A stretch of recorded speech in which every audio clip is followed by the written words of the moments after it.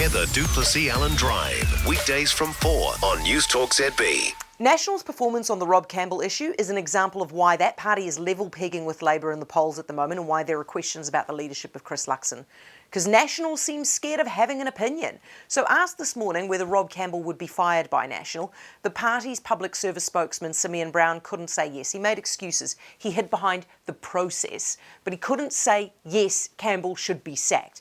I mean, a reading of the facts says, of course Rob Campbell should be sacked if he won't apologise. And National should be the ones who want it the most. Campbell came very close to accusing National of racism over their Three Waters policy, and he name-checked their leader, and he very clearly broke the rules around his job, but still they seem too afraid to say yes, they want him sacked. Contrast that to David Seymour from ACT. He was straight out of the blocks. He wanted Campbell fired. He had a good argument for it, which was that allowing him to stay would tell all the other public servants that this kind of political bias is just fine. And then he also did his research. There is no process.